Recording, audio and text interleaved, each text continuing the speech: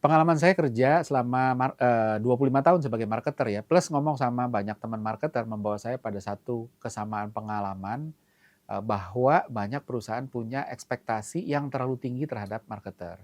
Marketer ini masuk diharapkan punya dampak instan ke bisnis.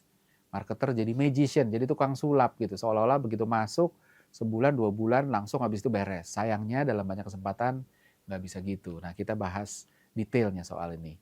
Halo, saya Ignatius Untung, selamat datang di Marketing.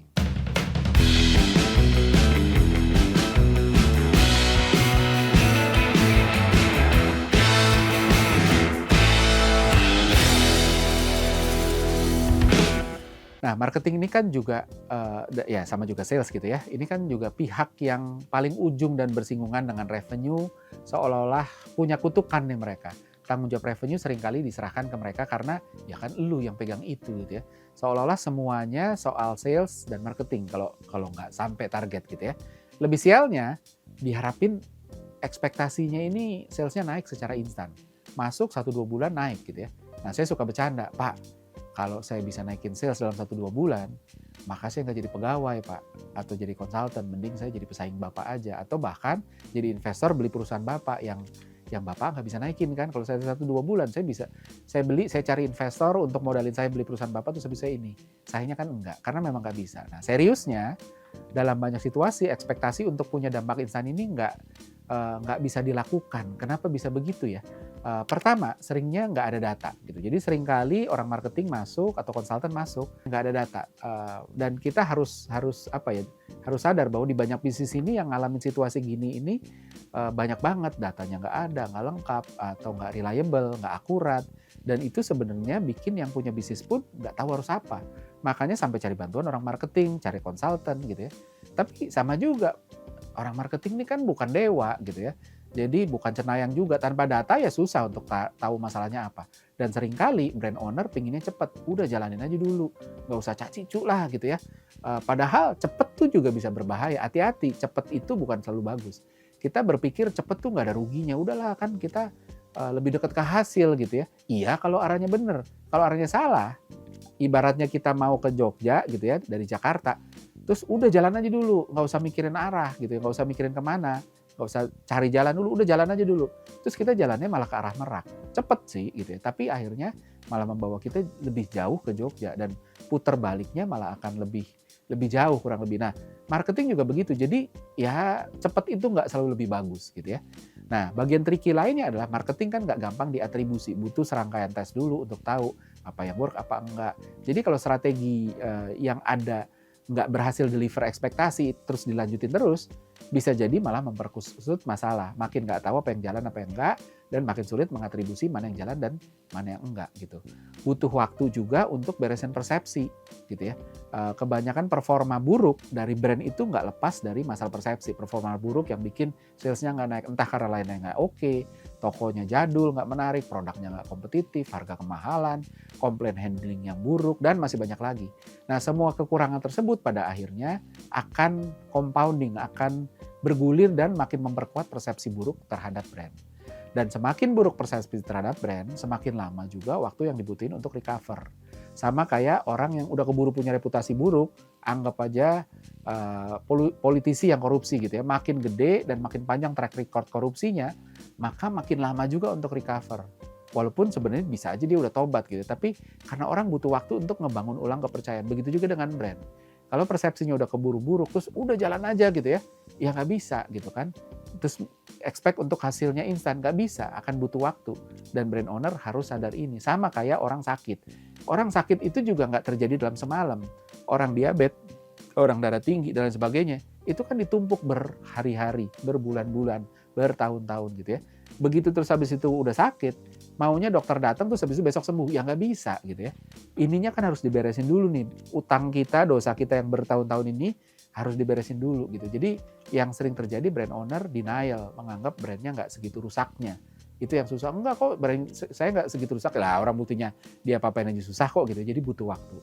Nah, yang ketiga juga proses pembelian itu pada dasarnya butuh waktu. Di luar persepsi yang udah keburu buruk, proses pembelian pada umumnya juga butuh waktu. Coba lihat ya, produk apa yang kita beli di rumah tanpa mikir panjang?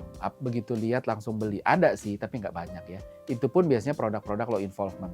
Low involvement pun kita juga kadang-kadang masih mikir-mikir, ini produk offernya bisa beresin masalah apa enggak, bisa dipercaya enggak, ada efek samping enggak, banyak yang pakai enggak, dan berbagai pertimbangan lain. Jadi bahkan ketika persepsi netral pun butuh waktu untuk akhirnya beli. Nah, proses pembelian juga ada journey-nya, kayak tanaman yang perlu ditanam dan dipupuk gitu. Kalau nggak pernah bisa nanam, lalu kita mau nuai tanaman siapa, nuai bibit siapa, kan gitu ya. Jadi bibit itu juga butuh waktu untuk tumbuh, gitu. That's why makanya nggak bisa marketer dianggap jadi diperlakukan kayak pesulap, masuk terus habis itu besok langsung naik gitu ya. Nah, tapi ada juga yang hal-hal yang terus habis itu bisa naik gitu ya, dengan cepat gitu ya, walaupun nggak semua. Suka ada aja yang bisa begitu gitu ya. Tapi ini juga nggak luput dengan konsekuensi, ada konsekuensinya, easy come easy go ya. Hal yang mudah didapatin juga mudah untuk lepas. Dalam konteks bisnis dan marketing, hasil instan biasanya didapetin dari menarik banyak orang yang menciptakan social influence, yang sebenarnya dia nggak mau beli. Tapi karena dia FOMO, dia lihat temennya, yaudah dia beli. Dan itu berputar terus jadi bola salju. Pertanyaannya berapa sustain? Biasanya bola salju akan narik apapun yang dilalui. Tapi sulit untuk direplikasi, karena bola salju ini akan narik FOMO user yang beli hanya karena social influence, ikut-ikutan. Jadi mereka nggak balik lagi. Jadi ada dua risiko. User yang kemarin nggak balik lagi, padahal ekspektasinya udah keburu tinggi, investasi udah digelontorin banyak tapi nggak bisa. Mereka nggak balik aja gitu kan. Bahkan nyamain sales yang kemarin aja nggak bisa gitu. Akhirnya jadi kayak ngegali kubur sendiri dengan lebih dalam lagi gitu ya. Yang juga bikin ini kompleks juga untuk dapetin hasil instan, itu adalah instan tuh jadi kayak jumper ya kalau bahasanya teknisi ya. Ada sih beberapa cara yang dalam beberapa situasi bisa berfungsi untuk mendongkrak short term sales gitu. Misalnya kasih diskon. Tapi dalam banyak situasi ini nggak sustainable. Analoginya ini kan nge-bypass sistem ya. Kalau mobil kayak di jumper atau kalau di rumah gitu ya, tiba-tiba oh kita lampunya mati nih, oh ya udah tarik aja kabel langsung dari tiang listrik langsung ke lampu gitu ya. Bisa nyala sih, tapi apa sustainable? Apa aman? Apa bisa terus ditambah kabelnya? Kan nggak bisa.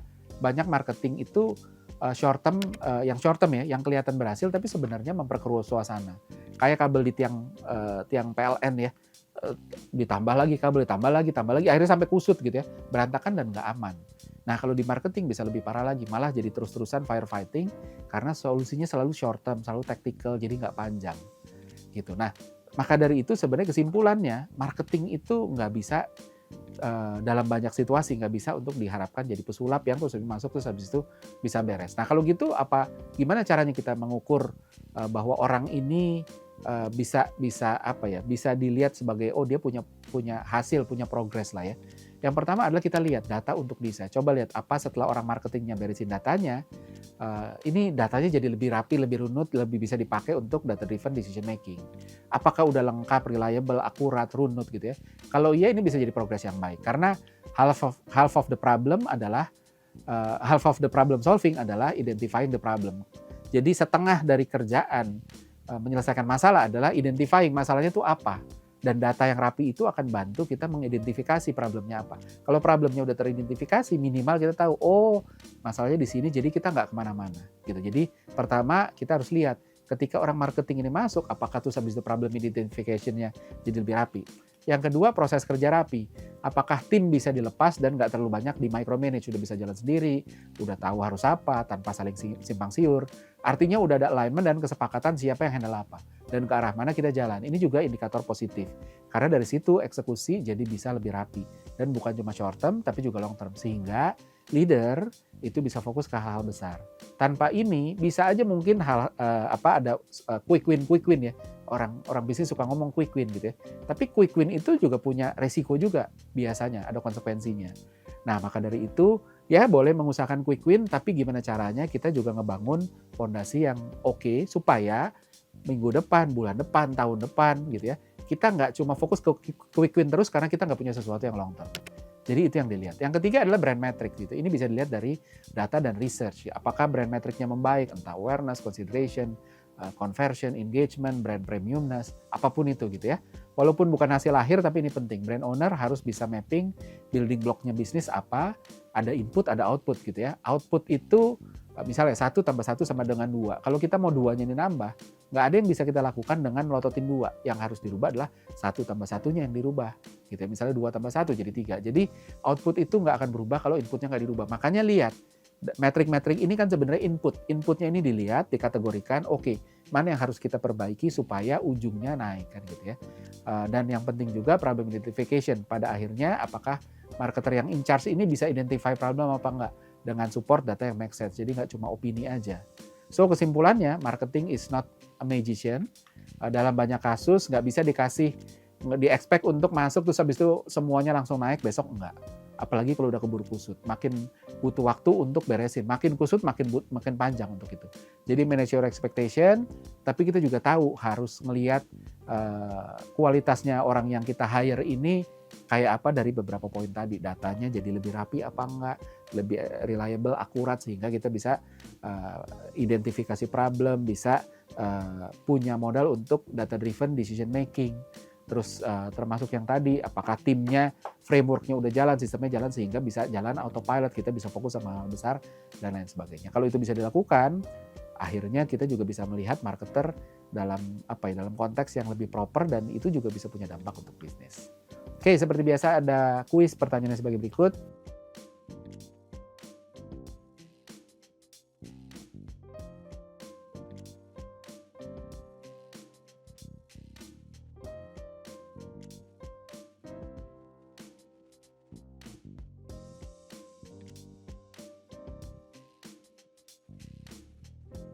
Dan pemenang dari episode kali ini bisa disaksikan di episode selanjutnya. Maka dari itu, terus saksikan Marketing di Marketers TV.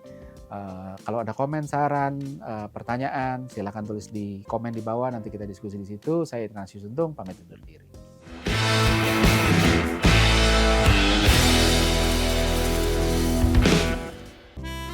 Gimana, bahasannya menarik bukan? Anyway, kalau ada yang punya ide atau request tentang apapun topik yang pingin dibahas dari perspektif behavioral science for marketing, komen di kolom komentar, nanti kita akan bahas.